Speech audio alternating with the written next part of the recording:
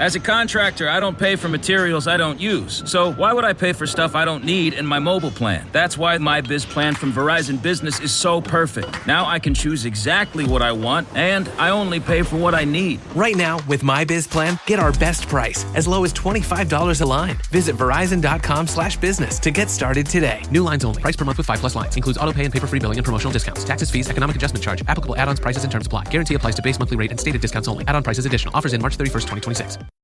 I had that dream again. My small business needs to hire, but I don't use LinkedIn, and I hire an energy vampire. But also, they're a literal vampire. And suddenly, my team is spending all their time sharpening wooden stakes and buying bulk silver and rehearsing ancient chants, and then I wake up. Don't let hiring nightmares ruin your dreams. LinkedIn Jobs' new AI assistant takes insights from over 1 billion professionals to create a short list of the best fits for you. Post your job for free at linkedin.com/quality. Start hiring today with LinkedIn. ¿Cómo conciliar una promesa tan poderosa con una realidad tan dolorosa? La Biblia afirma que todas las cosas cooperan para el bien de aquellos que aman a Dios. Pero, ¿y cuando todo alrededor parece desmoronarse? ¿Y cuando lo que se vive parece contradecir completamente lo que se cree? De un lado el dolor, el luto, la traición, el silencio. Del otro, una promesa de cooperación divina que a veces parece distante de más para ser real. Ese es el dilema que muchos enfrentan en silencio. ¿Cómo continuar confiando cuando el escenario no muestra señal alguna de que Dios está actuando? ¿Será que esta palabra es solo un consuelo religioso? ¿O existe de hecho un plan mayor que redime hasta lo que nos hiere? Si existe un misterio detrás de esta promesa, hoy comienza a ser desvelado, no por ideas humanas, sino por el propio Dios, que transforma hasta el sufrimiento en parte del propósito.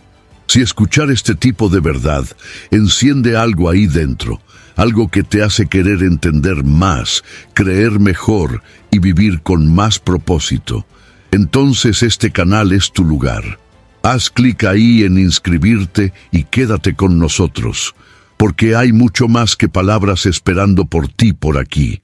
Cuando leemos la declaración de Pablo en Romanos capítulo 8, versículo 28, nos enfrentamos a una de las promesas más audaces y al mismo tiempo desconcertantes de toda la Escritura. Sabemos que todas las cosas cooperan para el bien de aquellos que aman a Dios. Esta afirmación plantea preguntas inmediatas. ¿Cómo pueden tragedias, pérdidas, traiciones, enfermedades o injusticias, en cierta medida, colaborar para algo bueno? A los ojos humanos, esta idea roza el absurdo. Al fin y al cabo, nuestra mente limitada es rápida en clasificar los eventos como buenos o malos, según el dolor que causan. Sin embargo, esta promesa no se basa en percepciones humanas, sino en la soberanía de Dios y en su plan eterno. La palabra sabemos que usa Pablo lleva un peso de convicción, no de suposición. Él no dice pensamos ni esperamos, sino que afirma con certeza que hay una realidad espiritual sosteniendo los bastidores de la vida. El apóstol no escribió esto desde un lugar de comodidad o estabilidad. Su vida fue marcada por prisiones, azotes, naufragios y persecuciones, como él mismo describe en su segunda carta a los Corintios. Por lo tanto, cuando Pablo afirma que todo coopera para el bien, habla como alguien que ha sido probado, alguien que ha visto esta verdad manifestarse en medio del sufrimiento más profundo. Esta promesa, sin embargo, no es universal. Pablo limita su alcance a un grupo específico, aquellos que aman a Dios y son llamados según su propósito. Es decir, no se trata de un optimismo genérico que dice que todo saldrá bien, independientemente de la fe o la obediencia. Se trata de un principio espiritual que opera dentro de una alianza. Dios está comprometido con los que están comprometidos con Él. Ese bien prometido no es algo aleatorio, sino el resultado de un proceso guiado por las manos del propio Creador, que ve el fin desde el principio. Aún así, es común que, en momentos de crisis, esta promesa parezca inalcanzable. El dolor oscurece la perspectiva y la esperanza da lugar a la duda. Es por eso que este versículo exige más que una comprensión intelectual. Requiere fe madura.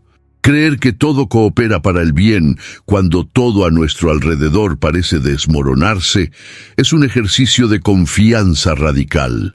Esta fe no niega el dolor, no ignora el sufrimiento, sino que mira más allá de ellos, sostenida por la certeza de que Dios está trabajando incluso cuando su silencio parece ensordecedor. A medida que nos sumergimos más profundamente en este misterio, somos desafiados a abandonar la necesidad de entenderlo todo ahora y a entregarnos a aquel que ya escribió el mañana. La lógica humana puede fallar, pero la fidelidad de Dios jamás. Esta promesa, aunque va en contra de toda lógica terrenal, es una invitación a vivir por fe, con los ojos fijos no en lo que se ve, sino en la esperanza de que nada es desperdiciado en las manos de nuestro Dios. La promesa de que todas las cosas cooperan para el bien no se aplica a todos indistintamente, sino que está dirigida con precisión a los que aman a Dios. Esta distinción es esencial para no transformar este versículo en un mantra motivacional sin respaldo espiritual. Amar a Dios en las Escrituras nunca es un concepto abstracto o emocional únicamente. En Juan capítulo 14, versículo 21, Jesús declara que aquel que lo ama es aquel que guarda sus mandamientos. El amor a Dios se revela a través de la obediencia, la entrega y la permanencia en comunión con Él. Decir que ama a Dios sin someterse a su voluntad es incoherente con el estándar bíblico. Los que verdaderamente aman al Señor demuestran esto no solo con palabras, sino con actitudes, elecciones y renuncias diarias. Son personas que, incluso en medio de presiones, no abandonan la fe, que buscan agradarlo incluso cuando eso cuesta el confort personal. Este amor también se revela en el compromiso con la verdad y la disposición a negarse a sí mismo. No es un amor romántico, sino un amor práctico, forjado en el día a día, en las luchas internas y en las decisiones silenciosas. Este grupo no está compuesto por supercreyentes, sino por personas comunes que han sido alcanzadas por la gracia y que han respondido a este llamado con sinceridad. No son perfectos, pero tienen sus corazones orientados hacia Dios. Son aquellos que reconocen su dependencia de Él, que se humillan ante su palabra y que incluso en medio de caídas continúan levantándose con los ojos fijos en la cruz. Amar a Dios es también confiar en Él, incluso cuando no se entiende el camino. Es aceptar que su voluntad es mejor que la nuestra, incluso cuando duele. Este amor es fruto de una relación. No nace de una religión fría, sino de una experiencia viva con el Dios que se revela en Cristo. Y cuanto más se conoce a Dios, más se aprende a amarlo.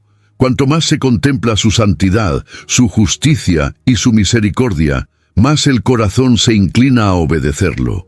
Este amor, cultivado en secreto, genera frutos visibles que dan testimonio al mundo a quien pertenecemos, y es en este contexto de relación y no de religiosidad que la promesa de Romanos capítulo 8, versículo 28 se concreta.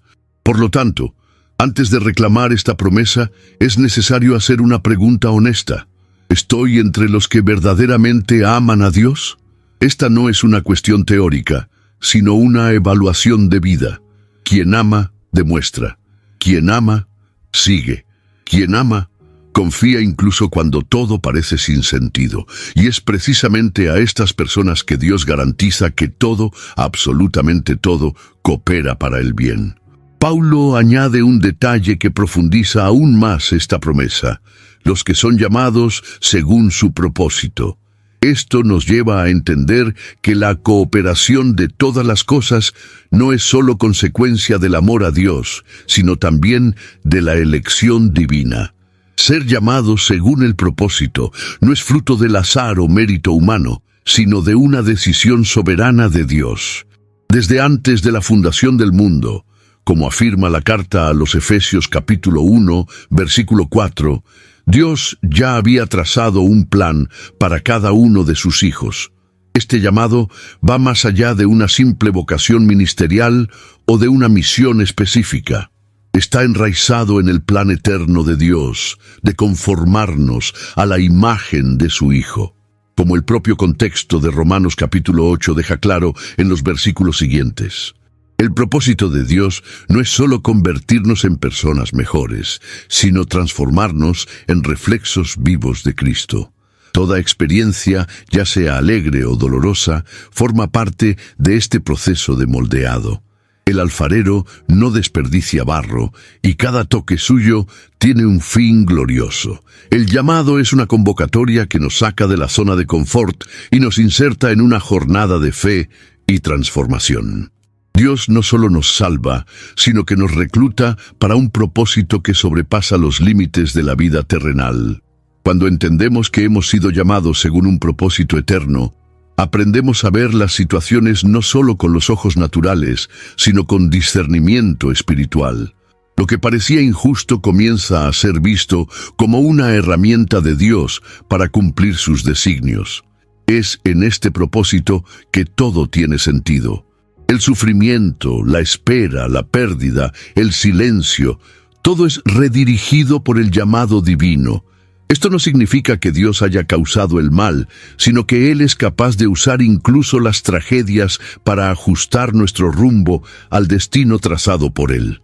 No existe dolor desperdiciado cuando se está bajo el llamado del Altísimo. Él es un experto en transformar el llanto en enseñanza, la pérdida en preparación, el desierto en dependencia. La belleza del llamado radica en que incluso nuestras fallas pueden ser redimidas e integradas al propósito final. Este entendimiento rompe cualquier ilusión de que la vida cristiana es exenta de sufrimiento. Ser llamado según el propósito de Dios es ser incluido en una misión que involucra cruz, renuncia y santificación. Pero también es ser participante de una gloria eterna que está reservada para aquellos que perseveran. Y mientras seguimos este camino, podemos estar seguros de que cada paso, aunque marcado por lágrimas, está siendo usado para cooperar con un bien mucho mayor de lo que podemos imaginar ahora. Antes de continuar, cuéntame una cosa aquí en los comentarios. ¿Cuál fue el momento de tu vida en que más te preguntaste si esta promesa era real? Aquel punto en que parecía imposible creer que algo bueno saldría de allí. Leeré cada relato con atención, porque a veces el dolor que ya has pasado puede ser exactamente lo que anime a alguien que aún está en medio de él. Es precisamente en medio del sufrimiento que esta promesa parece más distante. Decir que todo coopera para el bien, mientras se entierra a un ser querido, se enfrenta a una traición o se recibe un diagnóstico devastador, parece casi cruel a oídos heridos. El alma humana tiende a asociar el bien con confort y el mal con dolor, pero las Escrituras nos llaman a una comprensión más elevada.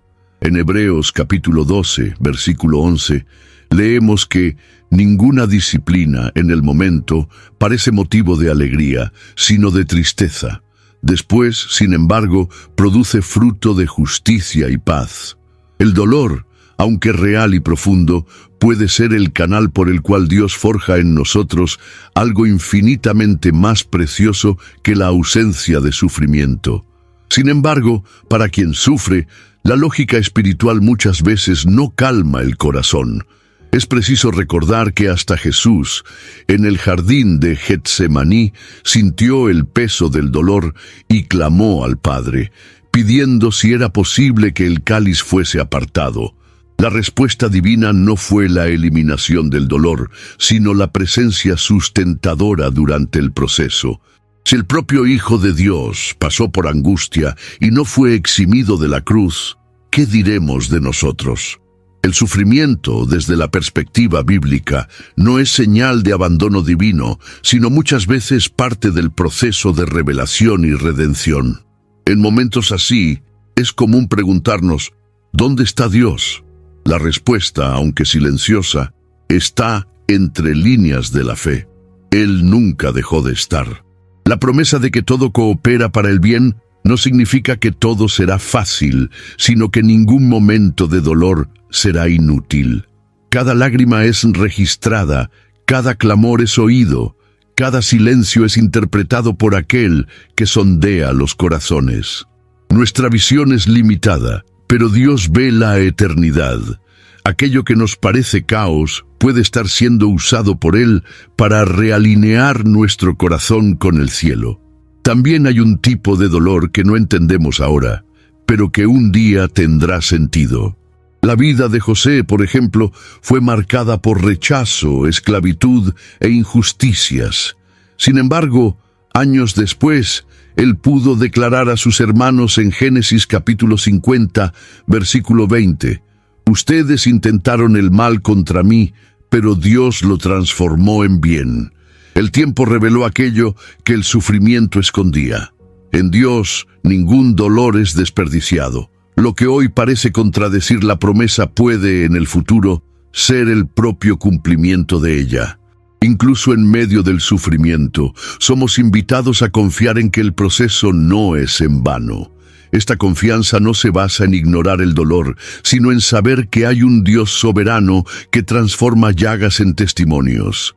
Y cuanto más aprendemos a ver la vida con los ojos de la eternidad, más daremos cuenta de que lo que nos hiere hoy puede ser precisamente lo que nos prepara para lo que Dios aún va a revelar. Cuando los vientos contrarios soplan y todo alrededor parece desmoronarse, la pregunta que ecoa en el alma de muchos cristianos es: ¿será que Dios ha perdido el control? En tiempos de crisis, donde la injusticia prevalece, la maldad crece y la lógica parece ausente, es tentador pensar que las riendas del universo se han escapado de las manos del Creador.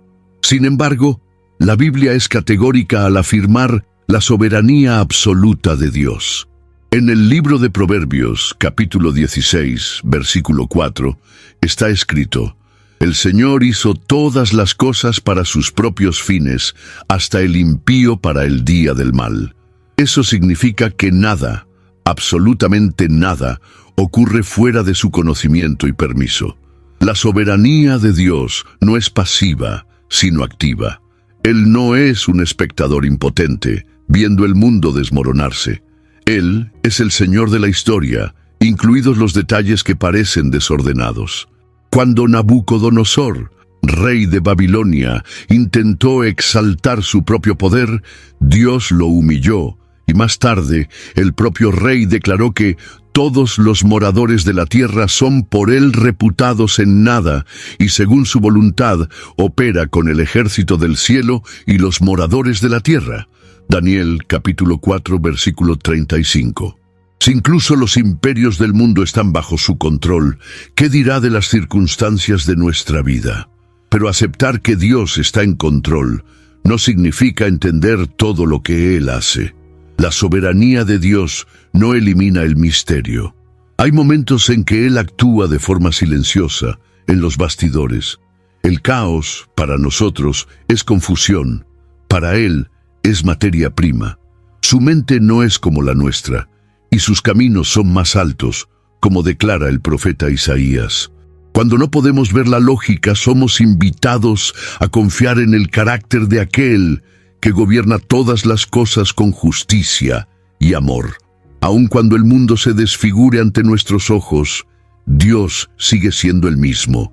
Incluso cuando las estructuras humanas crujen, su trono permanece inamovible.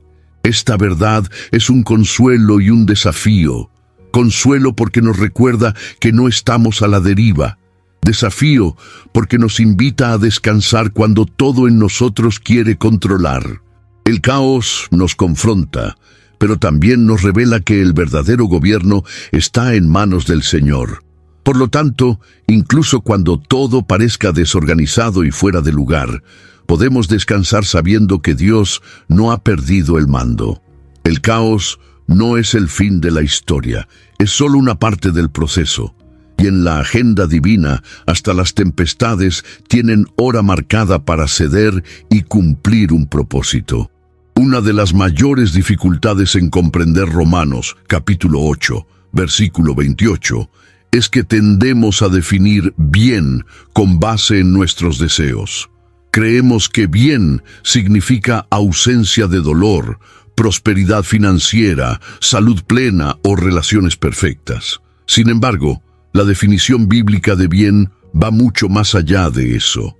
Dios, como Padre perfecto, sabe que nada de lo que queremos nos hará bien. El verdadero bien, desde el punto de vista del cielo, es aquello que nos acerca a Cristo, que nos transforma a la imagen de Él, como el apóstol Pablo afirma en el versículo siguiente, para ser conformes a la imagen de su Hijo. Dios está más interesado en nuestro carácter que en nuestro confort. Él prioriza la eternidad, mientras que nosotros muchas veces priorizamos el ahora. Un padre amoroso no le da al hijo todo lo que quiere, sino todo lo que necesita. De forma similar, Dios no nos ahorra de las dificultades si esas dificultades son el camino hacia la madurez espiritual. El bien prometido por Dios puede venir disfrazado de pérdidas, rechazos o puertas cerradas, justamente porque esas experiencias tienen el poder de moldearnos profundamente. El apóstol Santiago, en su carta en el capítulo 1, versículo 2, llega a decir que debemos tener gran alegría al pasar por pruebas, pues producen perseverancia, y la perseverancia nos hace completos. Ese es el tipo de bien que no siempre deseamos, pero que siempre necesitamos. El bien de Dios es eficaz, no superficial. Él moldea, confronta, realinea y sana en profundidad. El bien divino trabaja de adentro hacia afuera, transformando el alma, incluso cuando el exterior permanece afectado. Cuando miramos la vida de personajes bíblicos como Moisés, David o Jeremías, vemos que el bien de Dios los llevó por caminos arduos. No fueron ahorrados del sufrimiento, pero fueron sostenidos por una gracia que los forjó como instrumentos útiles para el reino. El bien que Dios hace es duradero, no temporal. Él no está preocupado por solo liberarnos del dolor, sino por enseñarnos a través de él.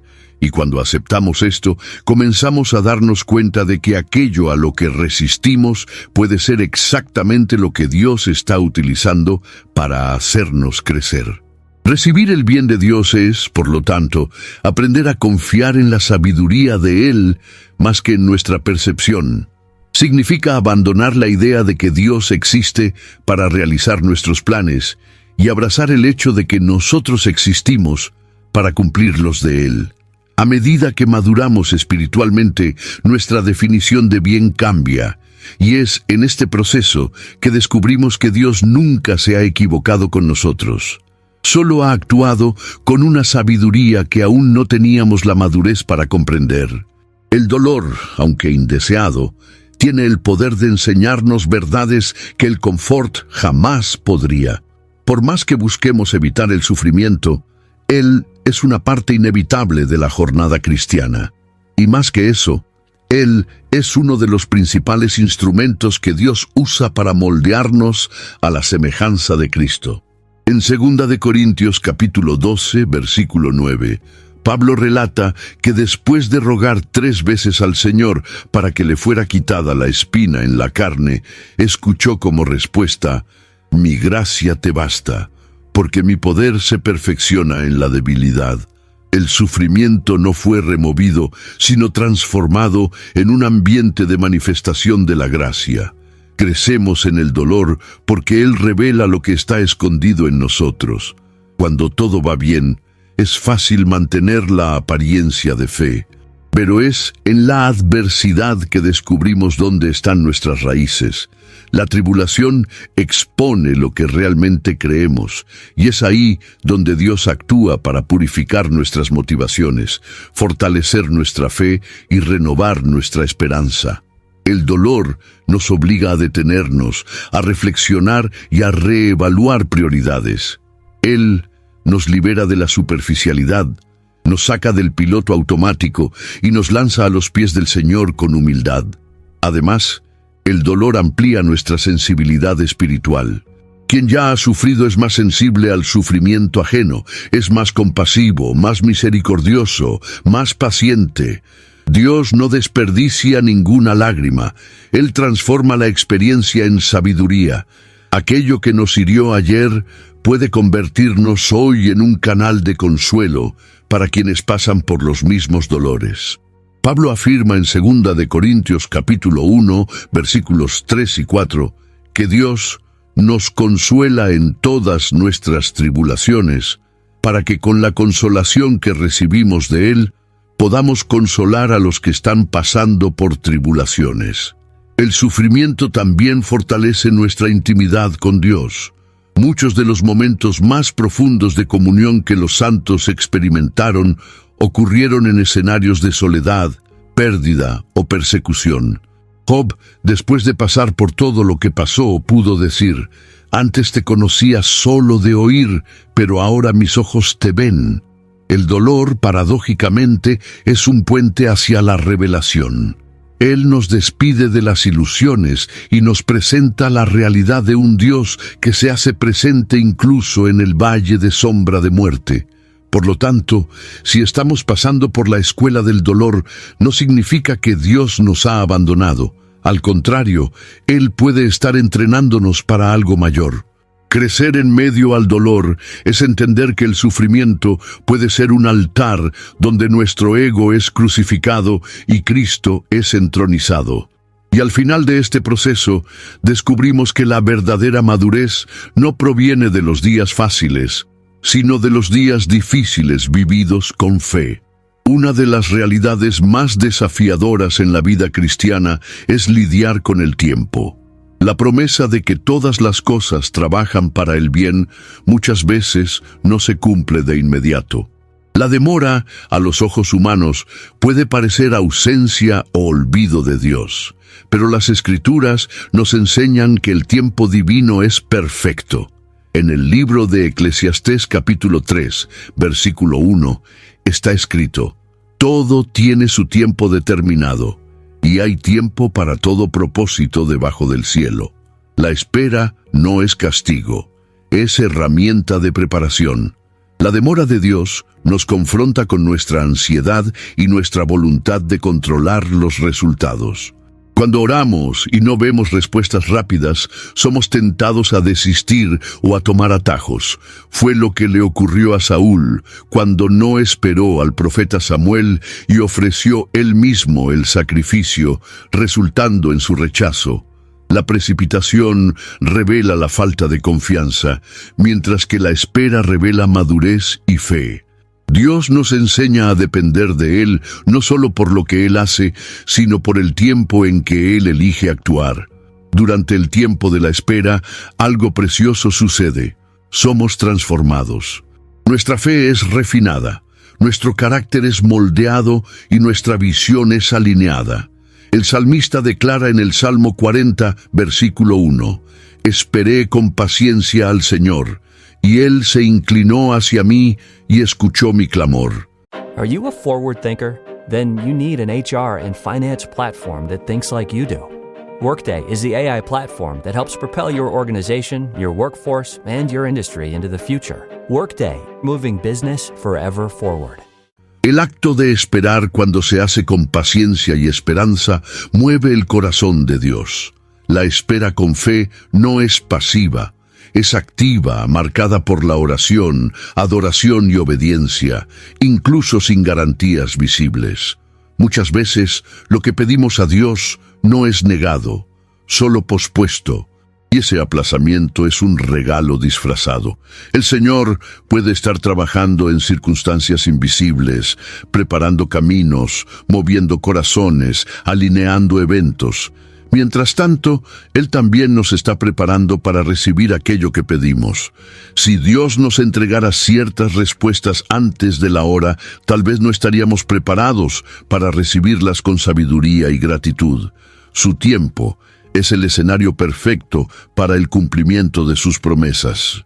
Por eso, la espera que transforma es también la espera que revela.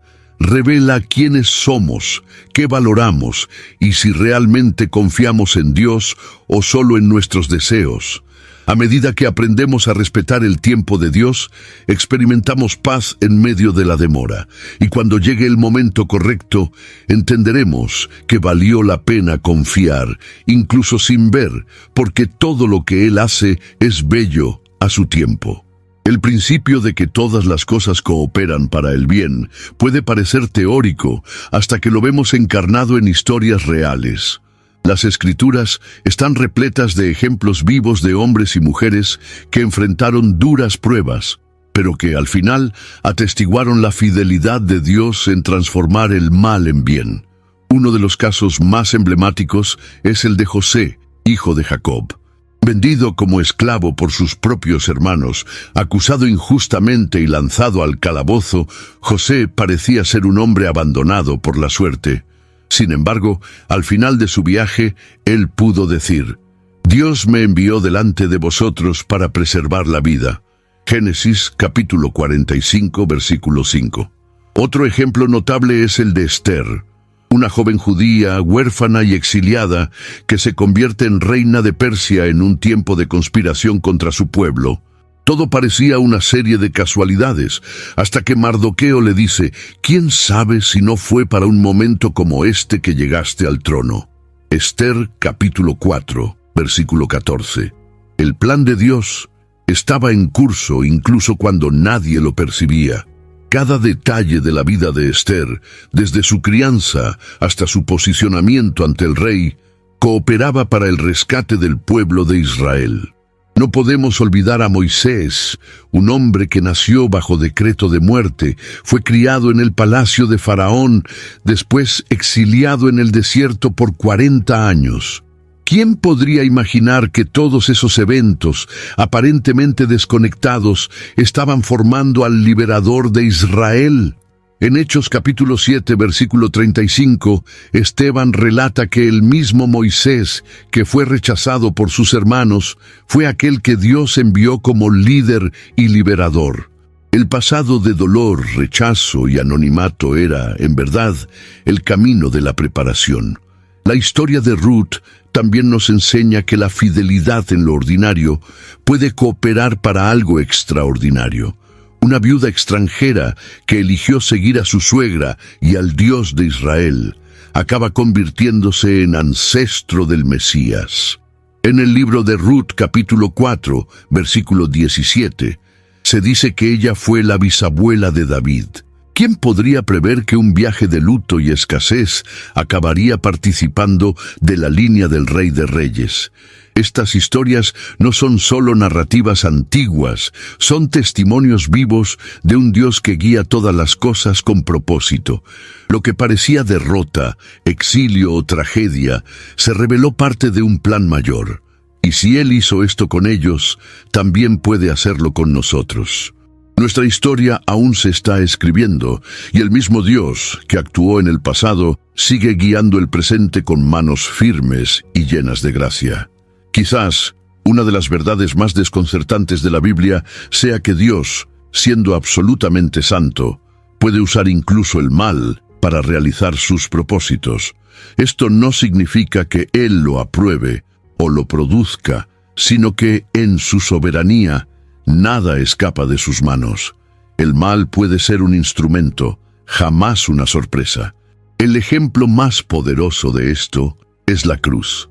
El mayor acto de injusticia de la historia, la crucifixión de un inocente, fue el propio medio elegido por Dios para traer redención a la humanidad.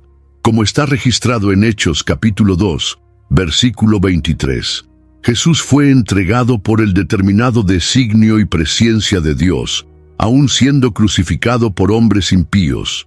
Esta verdad trae tanto consuelo como incomodidad. Consuelo porque nos muestra que incluso el mal no tiene la última palabra. Incomodidad porque desafía nuestra visión limitada del bien y del mal. Cuando miramos al Egipto esclavizando a Israel, por ejemplo, vemos un escenario de opresión. Sin embargo, fue precisamente allí donde el pueblo se multiplicó y se fortaleció, siendo posteriormente liberado con mano poderosa, para que la gloria de Dios fuera conocida entre las naciones. El mal se convirtió en el escenario donde Dios demostró su poder. Otro ejemplo es el corazón endurecido de Faraón. En Éxodo capítulo 9, versículo 12, leemos que el Señor mismo endureció el corazón del rey de Egipto, no para condenarlo injustamente, sino para que, a través de la oposición, sus señales y maravillas fueran manifiestas. Esto revela que Dios no solo permite el mal, Él lo dirige en ciertos momentos sin jamás contaminarse por él. El mal no tiene autonomía, está mantenido bajo control y es usado para un fin mayor. Esta comprensión, lejos de hacernos fatalistas, debe hacernos más reverentes. Saber que Dios puede usar incluso la maldad humana para alcanzar sus objetivos eternos nos hace descansar ante las injusticias. Él no es cómplice del pecado, pero es Señor incluso sobre los pecadores.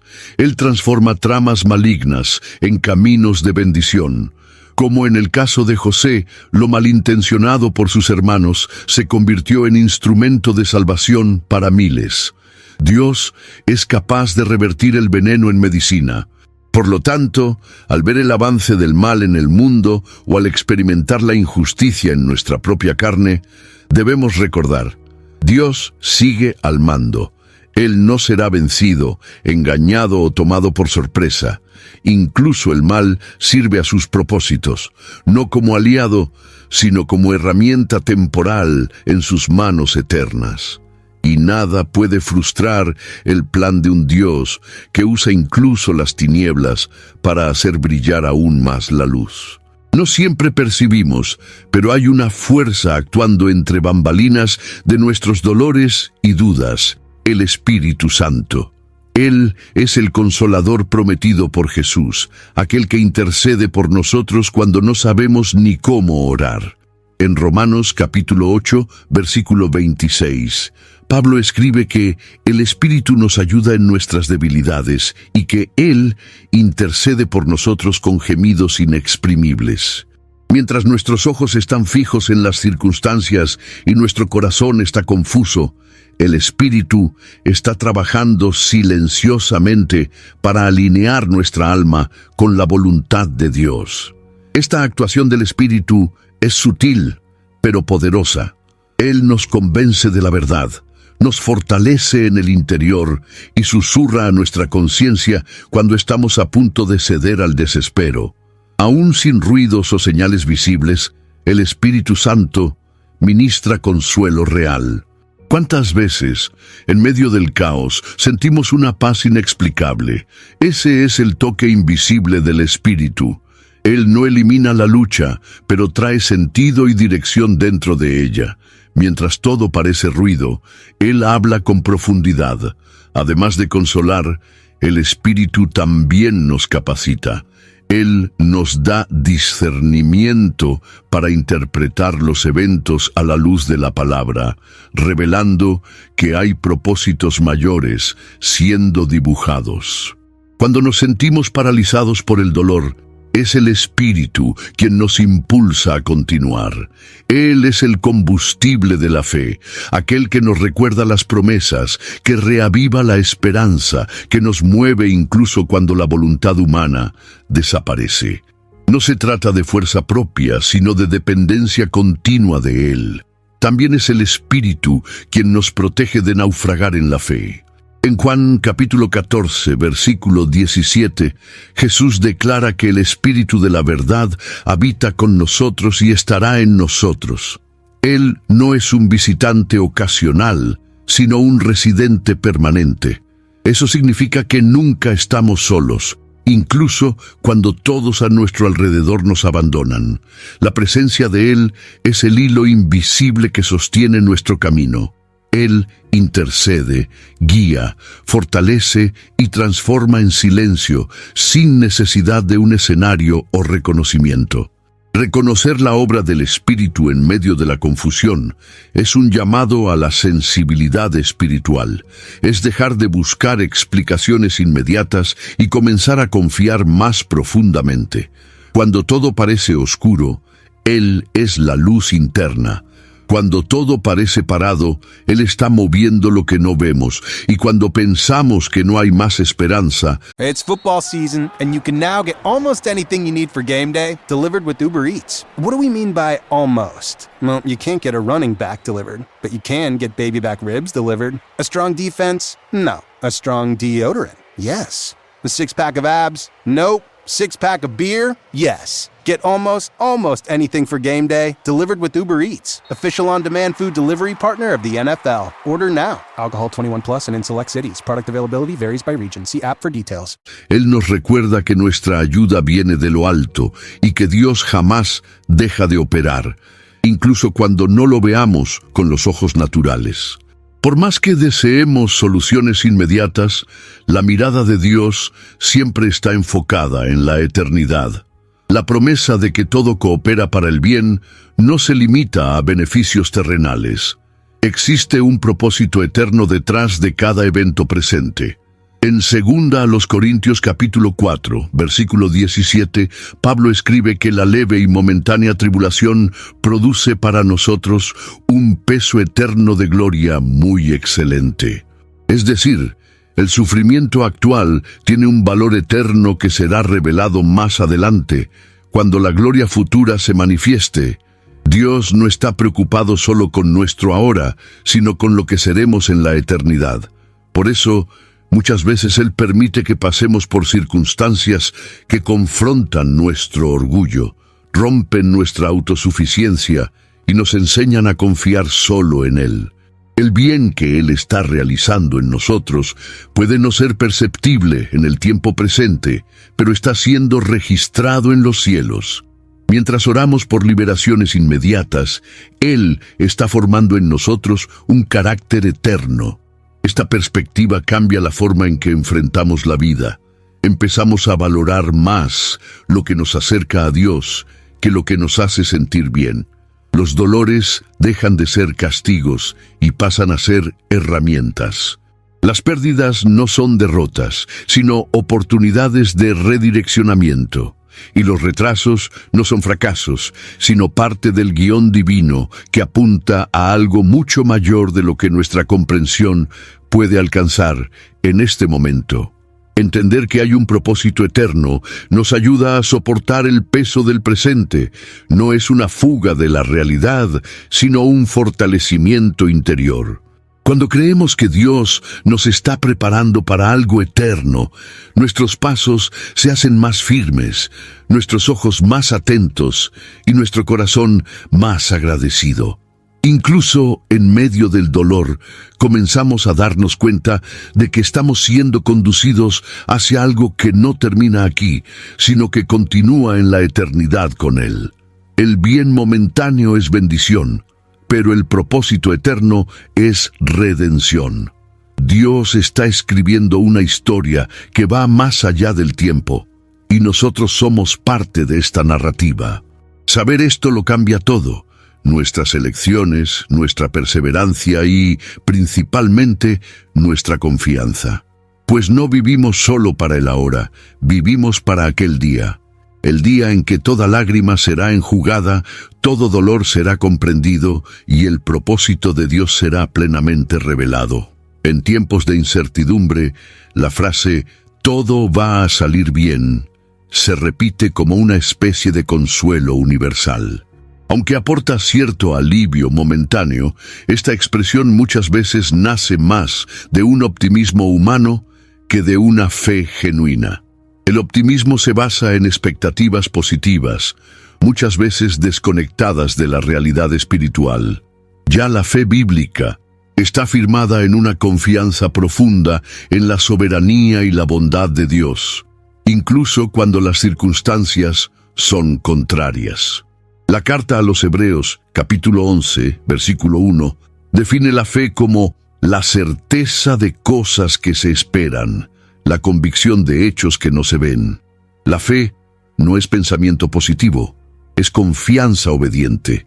El optimismo intenta negar el dolor, mientras que la fe enfrenta el sufrimiento con valentía. El optimismo dice, pasará. La fe dice, Dios está conmigo, aunque no pase ahora. El optimismo depende del ambiente externo. La fe florece incluso en el desierto.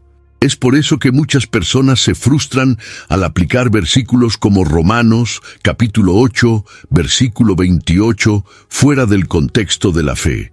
Esperan que todo se resuelva mágicamente, cuando en realidad el cumplimiento de la promesa exige perseverancia, rendición y fidelidad, incluso sin señales visibles de cambio. La fe bíblica no está anclada en resultados, sino en la persona de Dios. Abraham, por ejemplo, creyó en la promesa de Dios incluso cuando su cuerpo ya estaba amortecido y Sara era estéril. Él no se apoyó en la posibilidad, sino en la fidelidad del Dios que prometió. Eso es lo que diferencia el discurso motivacional de la convicción espiritual. La fe genuina no necesita ver para creer, porque conoce el carácter de aquel que gobierna todas las cosas.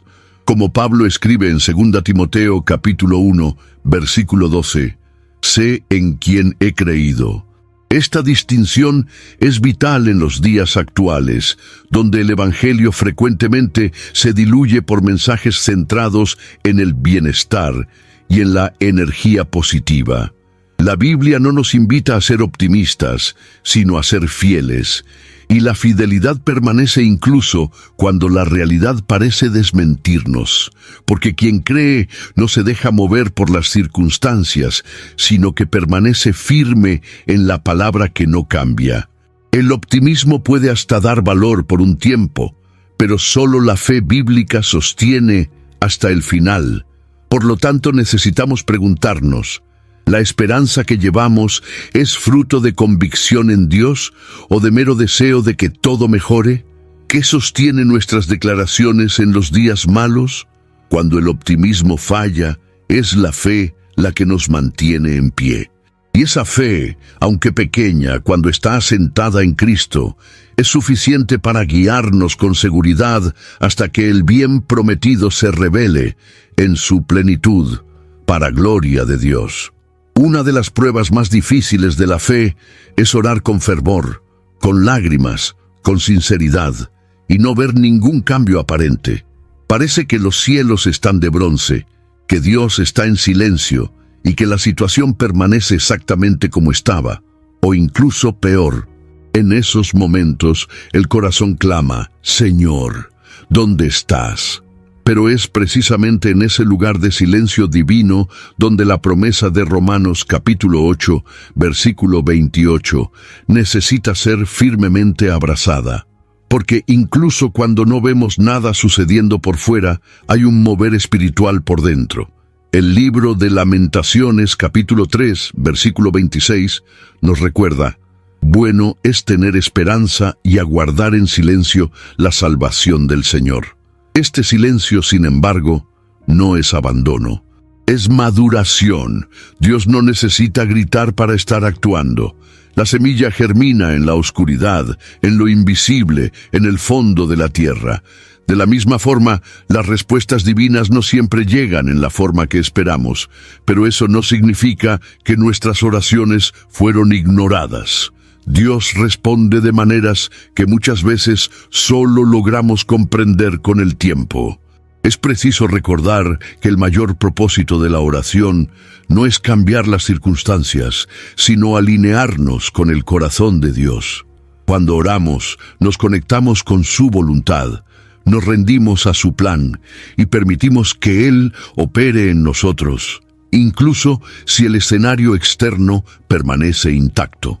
La oración es eficaz porque moldea nuestra visión y nos sostiene durante el proceso. En lugar de solo pedir respuestas, la oración nos enseña a caminar con fe, incluso en la oscuridad. Fue lo que sucedió con Habacuc. Ante la injusticia él clamó, cuestionó y esperó. Dios respondió no como él quería, sino como el pueblo necesitaba. Habacuc entonces declara en su capítulo 3, versículo 17 al 19, que aunque la higuera no florezca ni haya fruto en la vid, aún así se alegrará en el Señor. Este tipo de fe solo nace donde la oración no es vista como una herramienta de control, sino como un canal de entrega. Hey, Sal. Hank, what's going on? We haven't worked a case in years. I just bought my car at Carvana, and it was so easy. Too easy. Think something's up? You tell me. They got thousands of options. Found a great car at a great price. And it got delivered the next day. It sounds like Carvana just makes it easy to buy your car, Hank. Yeah, you're right. Case closed. Buy your car today on Carvana. Delivery fees may apply. This episode is brought to you by Greenlight. Get this. Adults with financial literacy skills have 82% more wealth than those who don't. From swimming lessons to piano classes, us parents invest in so many things to enrich our kids' lives. But are we investing in their future financial success? With Greenlight, you can teach your kids financial literacy skills like earning, saving, and investing. And this investment costs less than that after-school treat. Start prioritizing their financial education and future today with a risk-free trial at greenlight.com/Spotify. Greenlight.com/Spotify. Incluso cuando nada cambia, Dios sigue siendo bueno. Y esta verdad necesita ser el cimiento de nuestra oración, porque lo que importa no es cuánto vemos, sino cuánto confiamos. La oración que no ve respuestas es, muchas veces, la que más genera frutos eternos.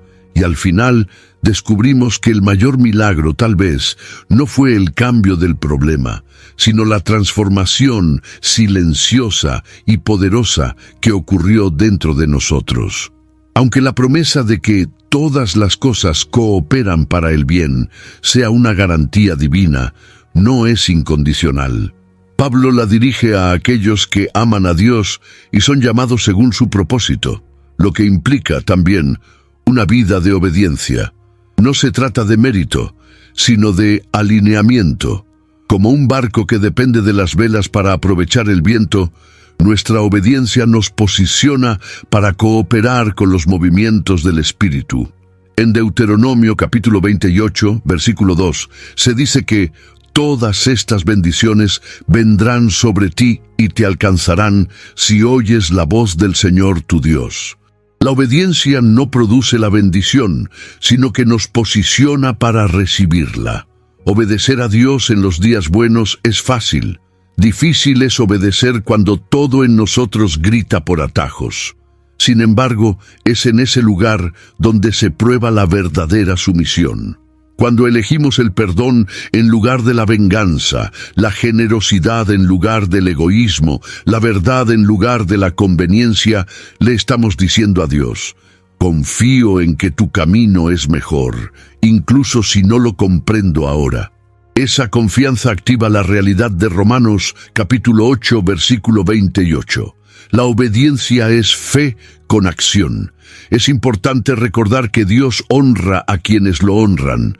La obediencia, incluso cuando nadie ve, genera frutos invisibles que con el tiempo florecen. Muchas veces pensamos que la cooperación de todas las cosas vendrá incluso si ignoramos los principios de Dios. Pero eso es una ilusión. La promesa está sostenida por una relación viva y no por una simple declaración de fe. Como dijo Jesús en Juan capítulo 14, versículo 15, «Si me amáis, guardaréis mis mandamientos». Además, la obediencia nos protege. ¿Cuántas tragedias podrían haberse evitado si simplemente siguiéramos los consejos divinos? ¿Cuántos sufrimientos serían ahorrados si no insistimos en hacer las cosas a nuestra manera? La obediencia es, a menudo, la cerca invisible que nos guarda del mal. Y aun cuando obedecer nos cuesta algo ahora, el resultado siempre será mayor y más duradero que cualquier ventaja momentánea. Por último, la obediencia no es una carga, sino un privilegio.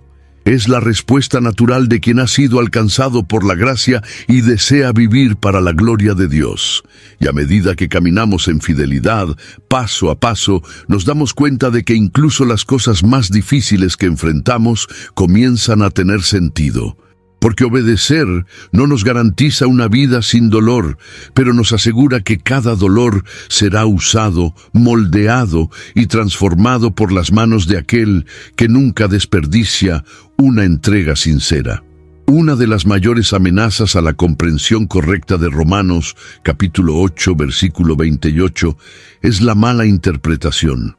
Cuando este versículo se aísla de su contexto o se usa de manera superficial, se convierte en un eslogan religioso, desprovisto de poder y lleno de ilusiones.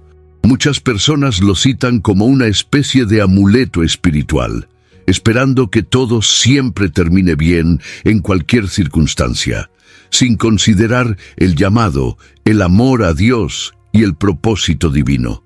Pero la promesa no es un pase libre para la vida sin sufrimiento, es una seguridad para aquellos que caminan con Dios, incluso cuando la vida duele.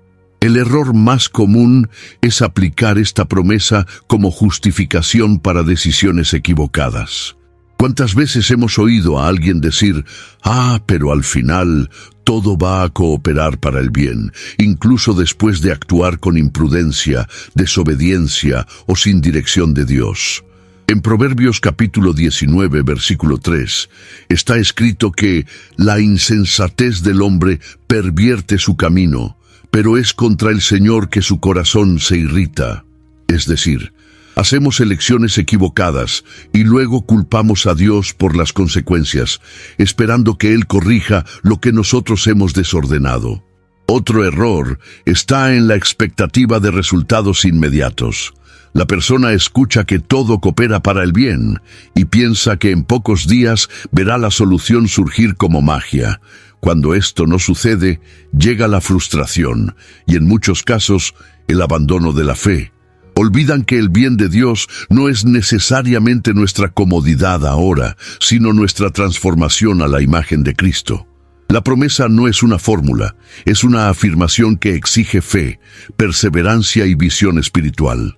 También existe el riesgo de utilizar esta promesa para minimizar el dolor de los demás. Cuando alguien está sufriendo, lanzar sobre ella este versículo sin empatía, como si fuera un argumento lógico, puede ser cruel. La promesa debe vivirse con compasión, no usarse como condena. Jesús, ante el sufrimiento de Marta y María, lloró con ellas antes de resucitar a Lázaro. No solo citó verdades, se involucró con el dolor. Necesitamos seguir este ejemplo, permitiendo que la verdad de Romanos capítulo 8, versículo 28, traiga consuelo, no frialdad. Por lo tanto, es necesario tener cuidado al manejar esta promesa. Cuando se comprende bien, fortalece la fe, consuela el corazón y trae esperanza. Pero cuando se distorsiona, puede generar frustración, rebeldía y alejamiento de Dios. Que nunca perdamos de vista el contexto, el llamado y el propósito eterno que envuelven esta afirmación. Solo así cumplirá su papel: sostenernos en fe incluso cuando el presente parece desconectado. Esta es una de las preguntas más angustiantes para quien ha caído. ¿Será que hasta mis errores pueden cooperar para el bien? La respuesta bíblica no alienta el pecado, sino que revela la gracia que redime. La Escritura está repleta de ejemplos de personas que fallaron gravemente, pero cuyas historias fueron restauradas por Dios y usadas para un propósito mayor. David pecó con Betsabé, causó la muerte de Urías y cosechó duras consecuencias. Aún así, fue restaurado. Escribió salmos profundos y fue recordado como hombre conforme al corazón de Dios. Esto nos muestra que, aunque los errores generan dolor, no anulan el plan de Dios para quien se arrepiente. Es importante entender que Dios no transforma el error en acierto, sino que usa incluso las fallas como parte del proceso de redención. El hijo pródigo, después de desperdiciar todo, volvió a casa y fue restaurado por el padre. Como relata Lucas capítulo 15, sufrió las consecuencias de sus elecciones, pero encontró gracia al regresar. Dios no solo lo recibió, sino que lo reintegró con honor. El error, en este caso, se convirtió en una lección, un punto de inflexión. La vergüenza se transformó en experiencia y el dolor en madurez. Esto, sin embargo, no debe ser visto como licencia para vivir de forma irresponsable. Pablo deja claro en Romanos capítulo 6, versículo 1, ¿permaneceremos en el pecado para que la gracia abunde? De ninguna manera. El hecho de que Dios transforme lo malo en bueno no nos da el derecho de elegir deliberadamente el camino equivocado, pero es reconfortante saber que, incluso cuando fallamos, no estamos fuera del alcance de la misericordia de Dios. Muchos viven atrapados por el peso del pasado, creyendo que sus errores invalidaron el propósito de Dios. Pero esta no es la verdad del Evangelio.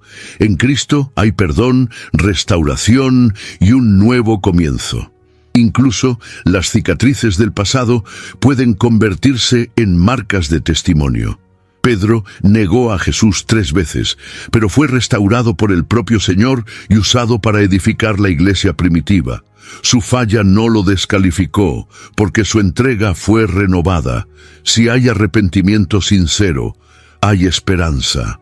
Dios puede transformar nuestros tropiezos en plataformas de enseñanza, nuestras fallas en puentes para otros y nuestras vergüenzas en historias de gracia. No porque los errores fueron buenos, sino porque Él es infinitamente bueno. Y lo que el enemigo intentó usar para destruirnos, Dios puede usar para edificar a otros a través de nuestra vida quebrantada, pero redimida. Vivir con la conciencia de que todas las cosas cooperan para el bien de aquellos que aman a Dios y son llamados según su propósito, produce una paz inquebrantable. Esta seguridad no proviene de una vida perfecta, sino de una confianza profunda en quién es Dios. Cuando esta verdad se instala en el corazón, el miedo pierde fuerza, la ansiedad se debilita y el alma encuentra descanso. En el Salmo 125, versículo 1, está escrito: los que confían en el Señor son como el monte Sión, que no se mueve, firme para siempre. Esta es la firmeza de quien entiende que hay un plan soberano en curso. Quien vive bajo esta convicción aprende a ver la vida con otros ojos. Las decepciones ya no se interpretan como el fin, sino como parte del guión divino. Las pérdidas no anulan la promesa, solo revelan que la historia aún se está escribiendo. Esta seguridad no nos convierte en pasivos, sino en resilientes. Caminamos con la cabeza erguida, no por arrogancia, sino por confianza. Sabemos que incluso cuando todo parece fuera de lugar, Dios aún está organizando todo en silencio. Esta postura de fe también influye en nuestra manera de reaccionar a los desafíos. No reaccionamos más con desesperación, sino con esperanza. Aprendemos a esperar, a confiar y a continuar incluso sin respuestas. La convicción de que todo coopera nos da resistencia espiritual para atravesar desiertos, soportar pérdidas y enfrentar pruebas con dignidad y fe. La mirada ya no está fija en las circunstancias, sino en la eternidad, donde todo tendrá sentido. Más que eso, esta comprensión nos invita a vivir con propósito. Sabemos que no hay momentos desperdiciados, ni experiencias aleatorias. Cada detalle de la vida tiene un valor ante Dios. Esta certeza nos lleva a aprovechar mejor el tiempo, a servir con alegría, a amar con intensidad y a perdonar con libertad. Vivimos para agradar al Señor, seguros de que todo está siendo usado por Él para la gloria de su nombre y nuestro crecimiento. Por fin, esta seguridad no se basa en nosotros, sino en Dios, y es eso lo que hace todo posible, porque si dependiera de nuestra fuerza o perfección, ya habríamos fracasado. Pero como depende de la fidelidad de aquel que prometió, podemos descansar. Como Pablo escribe en Filipenses capítulo 1, versículo 6, Aquel que comenzó la buena obra en vosotros, la completará hasta el día de Cristo Jesús. Y esto es suficiente para vivir con valentía, esperanza y gratitud hasta el último día. Ya has vivido lo suficiente para saber que algunas respuestas no vienen a tiempo, pero vienen con el tiempo. Si este mensaje ha hablado a tu caminar, compártelo con alguien que también necesita recordarse que nada es en vano. Y si quieres seguir reflexionando junto con nosotros, suscríbete al canal. Por aquí, tratamos el alma con respeto y verdad.